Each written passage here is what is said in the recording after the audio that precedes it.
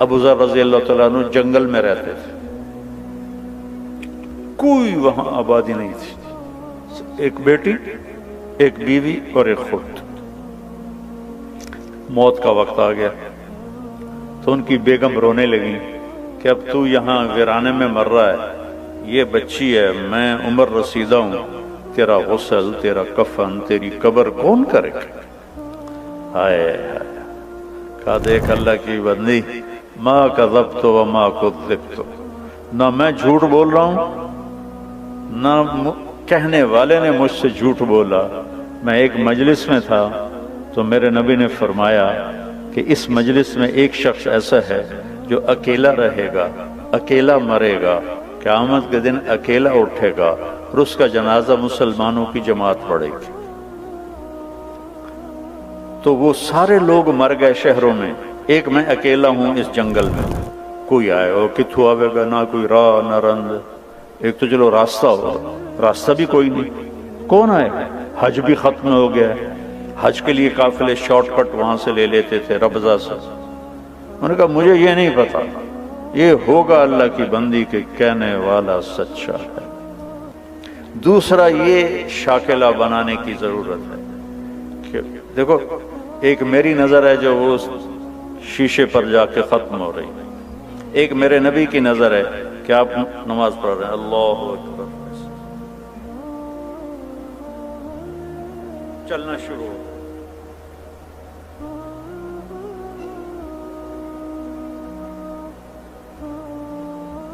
چلتے چلتے چلتے دیوار کے پاس آ کے کھڑے ہوئے، یہ محراب نہیں ہوتی تھی، دیوار کے پاس کھڑے، تھوڑی دیر کے بعد پیچھے ہٹنا شروع ہوئے اور ہٹتے ہٹتے ہٹتے صف کے کنارے پر چلے۔ جب سلام پھیرا تو پہلی صف کے لوگوں نے تو دیکھا، پچھلوں نے نہیں دیکھا، تو انہوں نے کہا یا رسول اللہ یہ کیا کیا تھا آپ نے؟ پہلے تو کبھی ایسا نہیں کیا۔ تو آپ نے فرمایا جب میں نے اللہ اکبر کی تو اللہ نے میرے سامنے جنت کو کھول دیا۔ جنت کہاں؟ ساتویں آسمان پر، ساتویں آسمان پر جنت۔ اللہ نے میرے سامنے جنت کھولی، میں نے انگور کے گچھے لٹکے ہوئے دیکھے تو میں ان کے لیے بڑھتا بڑھتا بڑھتا دیوار تک چلا گیا۔ کہ پھر آپ پیچھے کیوں ہٹے؟ کہ پھر اللہ مجھے جہنم کی شعلے دکھائے، تو ان سے ڈر کر میں ہٹتا ہٹتا ہٹتا ہٹتا پیچھے چلا گیا۔ جس کی نظر اتنی طاقتور، یہ تو بڑی معمولی چیز ہے، جنت دیکھ لی، دوزخ دیکھ لی، رب کو دیکھ لیا۔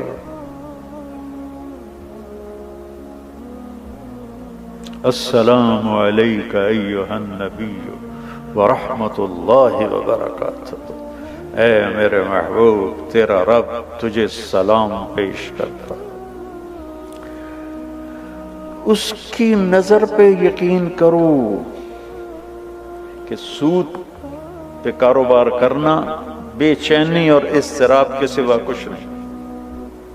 پرانی بات ہے، فیصلہ بات کا بڑا تاجر کہنے لگا یہ ہم تو بینکوں کے مینیجر ہیں، جتنا کچھ آتا ہے سارا ان کو کما کے دے دیتے ہیں کہ 2-4 ہزار بچتا ہے اسی بوجھ پا کے لے جانے ہیں، تو سن لوگ آتے ہیں شیخ صاحب تے سیٹھ صاحب اسی سارے بینکوں کے مینیجر ہیں۔ وہ کہنے لگی اب کون آئے گا یہاں؟ کہ مجھے نہیں پتا، چل راستے پہ جا کے بیٹھ۔ دن گزر گیا، کوئی نہیں ہے۔ اگلے دن اور حالت خراب، کہ جا راستے پر بیٹھ۔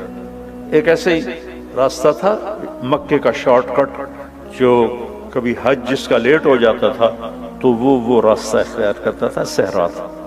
تیسرا دن چڑھا تو بیٹی کو بلایا،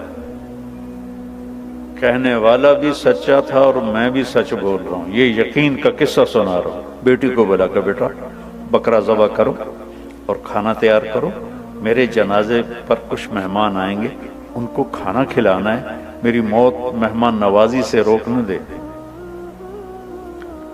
وہ بیٹی نے کہا ان پہ وہ کملا ہویا پہ چلو ایک بکرا ڈھا دینی ہے۔ اس نے بکرا ذبح کیا اور اسے پکانا شروع کیا اور اماں جی جا کے راستے پر بیٹھ گئے۔ تیسرا دن تھا یہ، اور ادھر سکرات جاری ہو چکے تھے، تو ان کی بیگم کو دور سے غبار اڑتا دکھائی، تو انہوں نے اپنا دوپٹہ یوں لہرایا ایسے ایسے کر، تو کسی ایک کی نظر پڑ گئی تو سارے وہ ادھر پڑ گئے۔ تو 20 آدمی تھے اونٹنیوں پہ سوار. تو یہ کہتی ہیں ایک مسلمان مر رہا ہے, اس کا جنازہ پڑھو گے؟ تو وہ کہنے لگے کون ہے؟ کہا ابو ذر. تو سارے رونے لگے دھاڑ دھاڑ کر کے کہ ہمارے ماں باپ ابو ذر پہ قربان, اس کا جنازہ پڑھنا تو ہماری بخشش ہے. یہ کون لوگ تھے؟ یہ عبداللہ ابن مسعود رضی اللہ عنہ تھے, اپنے 19 ساتھیوں کے ساتھ مکہ تشریف لے جا رہے تھے اور شارٹ کٹ انہوں نے لے لیا. جب وہ آئے تو ان کو دیکھ کے کہنے لگے آ گئے ہو, میں نے تو پتا ہی تسی آ ہی جانا. میرے نبی کی بات کا یقین.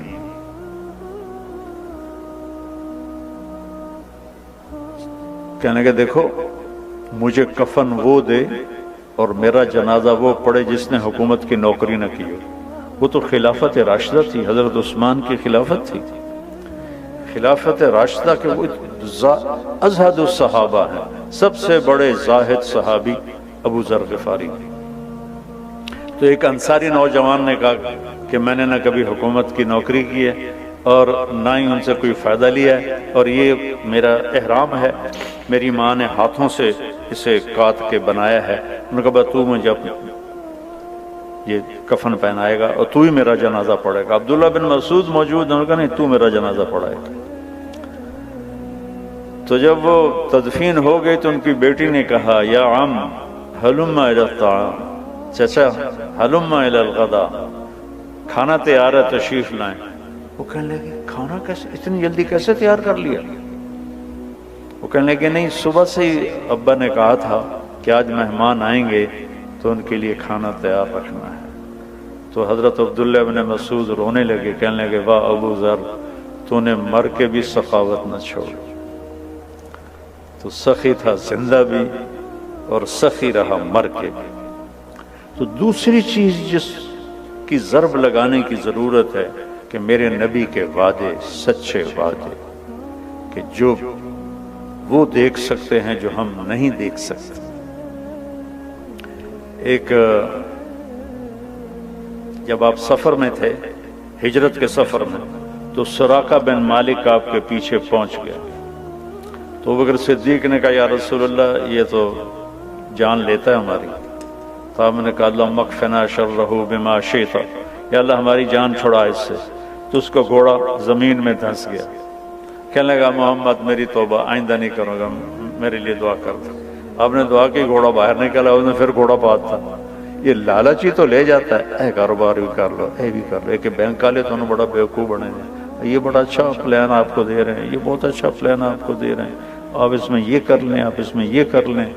تسی کملے بن کے لگے رہندے ہو, لگے رہندے, اخیر موت آ کے لے جاندی. پچھلا پتہ نہیں کہندے مقدر چ ہوندا. تو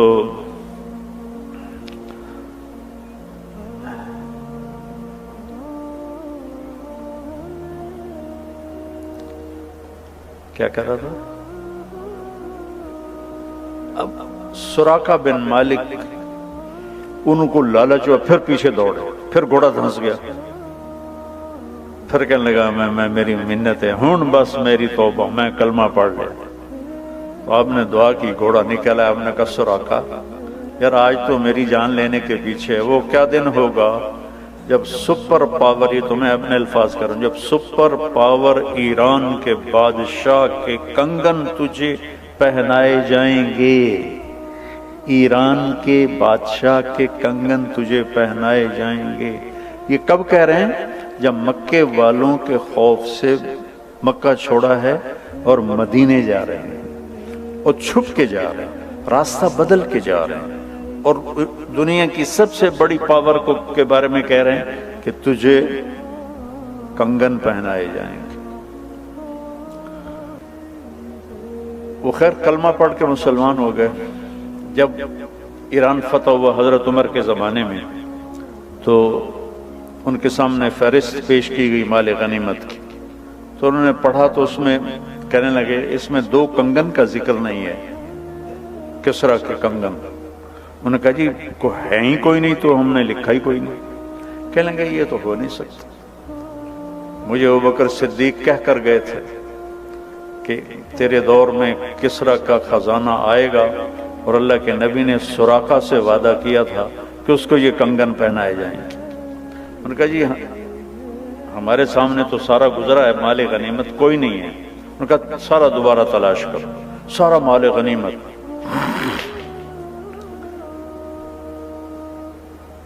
اس کا ایک قالین تھا جو 1 ایکڑ میں کے برابر تھا، 1 ایکڑ کی چوڑائی میں تھا اور لمبائی میں، ایسے پورا کا، اور اس پہ پورے ایران کا نقشہ تھا۔ اس میں گورنروں کو بٹھاتا تھا، پھر رقص اور شراب کی محفل ہوتی تھی، اور اس کو حضرت عمر نے کاٹ کے تقسیم کیا تو 1 بالشت ٹکڑا 1 لاکھ دینار میں فروخت ہوا تھا۔ تو جب وہ دوبارہ ڈھونڈا گیا تو نکل آیا کنگن۔ ہم کہا سراقہ کا جی بیمار ہیں، کا لے کے آؤ۔ تو سراقہ کو 2 آدمی سہارا دے کر لائے، حضرت عمر اٹھے اور کو کنگن پہنایا۔ سراقہ آج میرے نبی کا وعدہ پورا ہو گیا۔ تو دوسری جو ہماری بنیاد ہے وہ یہ ہے کہ میرے نبی کی بات حق اور سچ۔ میرا نبی کہتا ہے سود مٹا دیتا ہے اور صدقہ زندہ کر دیتا ہے، جب میرا نبی کہہ رہا ہے۔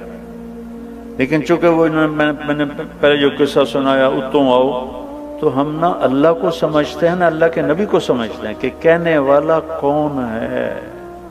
جبھی تو اس کی قدر آئے گی جب اس کہنے والے کی قدر ہو۔